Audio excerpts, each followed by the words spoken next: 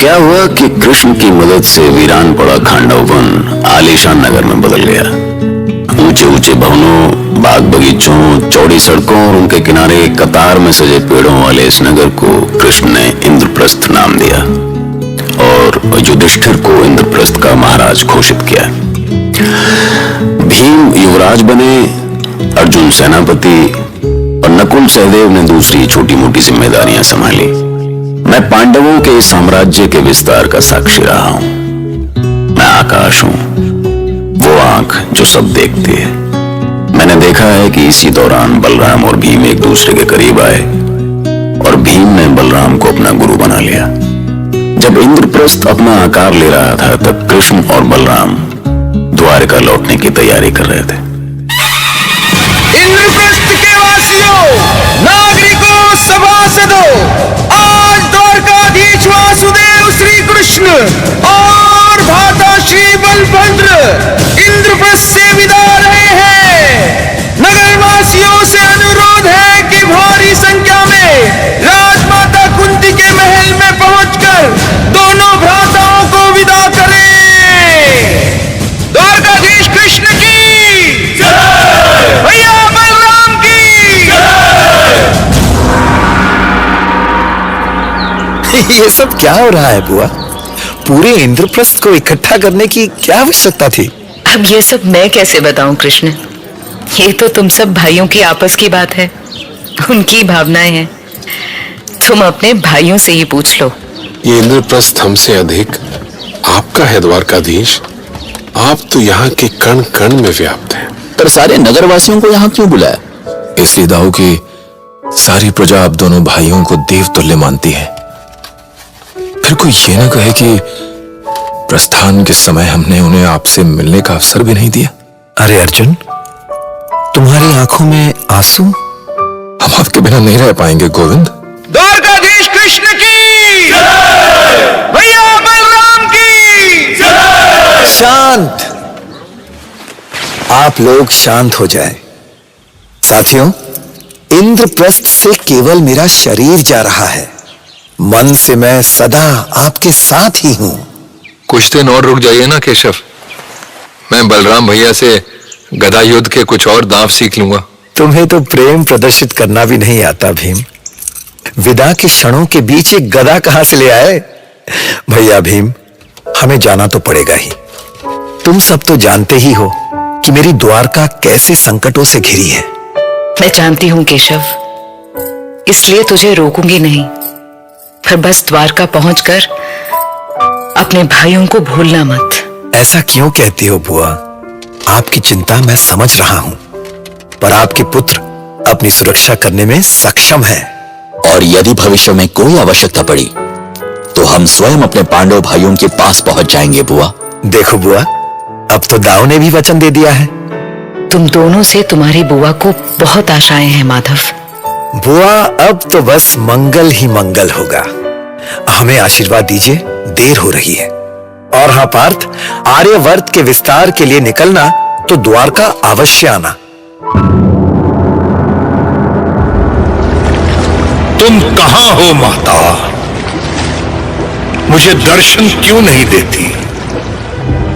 देखो माता, देखो, जिस भरत वंश की रक्षा के लिए मैं देवव्रत से भीष्म बन गया, वही भरत वंश आज मेरी आंखों के सामने अपने अंत की ओर चल रहा है। देखो माता, तुम्हारे पुत्र के आज तक के सारे प्रयास, सारी साधना, सारा तप धूल में मिलने जा रहा है। देखो माता, देखो, वहां आकाश के सबसे ऊंचे सिंहासन पे बैठी मेरे परम प्रतापी पिता शांतनु की आत्मा किस तरह रो रही है, और तुम्हारा ये दिग्विजय पुत्र असहाय है।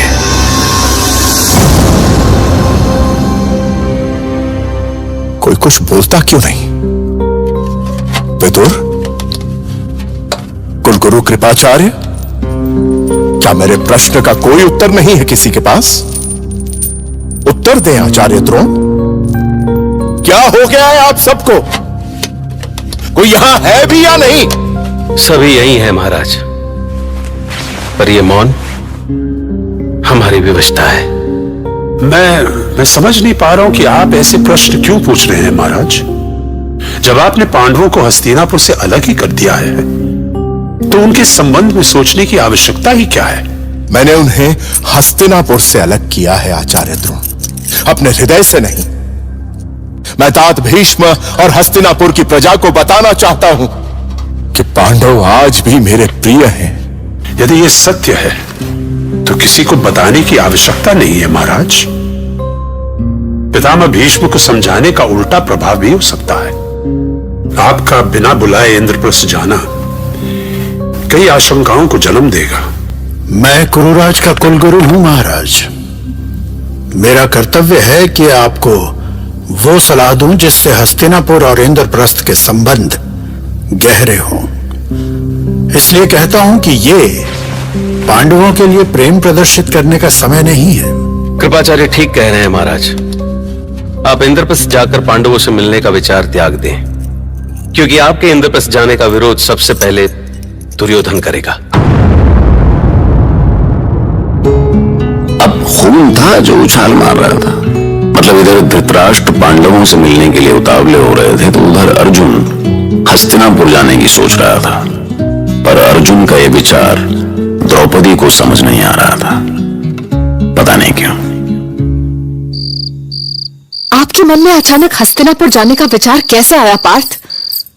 दुख, छल और अन्याय के अलावा क्या दिया है हमें हस्तिनापुर ने? हस्तिनापुर का नाम सुनते ही तुम्हारे मन में आक्रोश कहां से आ जाता है पांचाली? आक्रोश कहीं से आता नहीं है पार्थ, ये आक्रोश मेरे भीतर भरा है। कितना अपमान सहा है हमने, और अब जब हमने हस्तिनापुर से अलग अपना राज्य स्थापित कर लिया है, तब आप वहां जाने की योजना बना रहे हैं।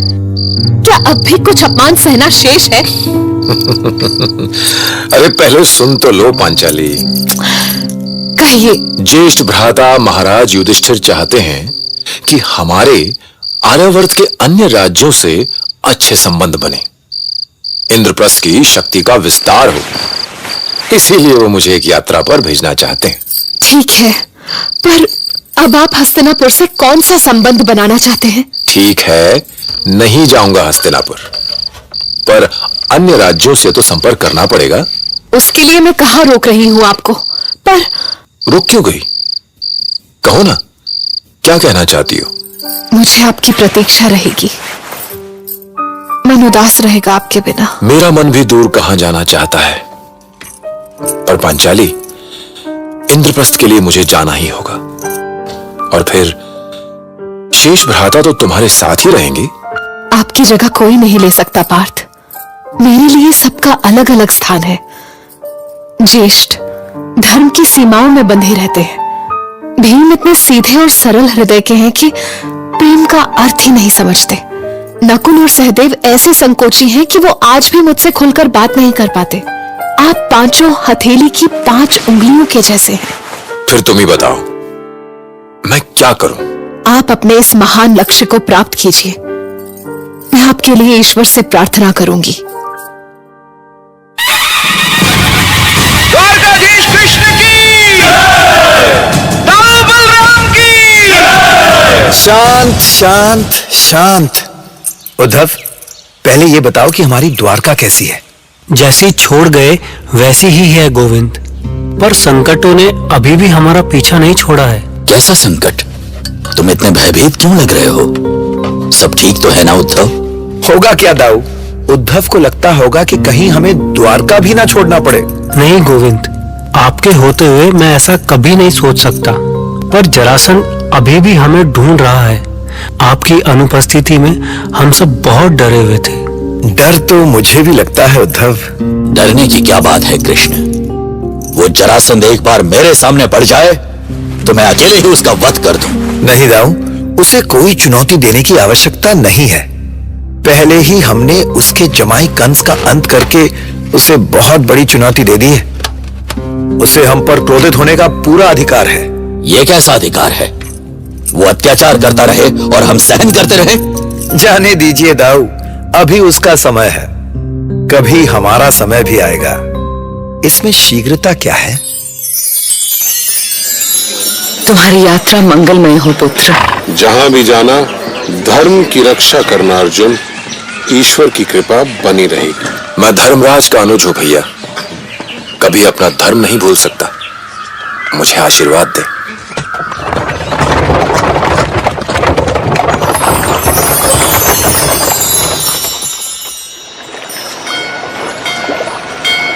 गंगा के इस पवित्र जल का पान करे अर्जुन। यहां से गंगा मैदानों में प्रवेश करती है। यहीं पर महादेव शिव ने गंगा को लोक कल्याण के लिए अपनी जटाओं में धारण किया था। पुरोहित जी, ये भूमि जितनी पावन है उतनी ही सुंदर भी। मैं कुछ देर तक जलधारा में खड़ा होकर देवी गंगा के प्रेम और ममता का अनुभव करना चाहता हूं। दिन रात युद्ध अभ्यास में डूबे रहने वाले अर्जुन को बहुत दिनों बाद शांति का अनुभव हुआ। गंगा की धारा में उसकी आंखें अपने आप बंद हो गईं।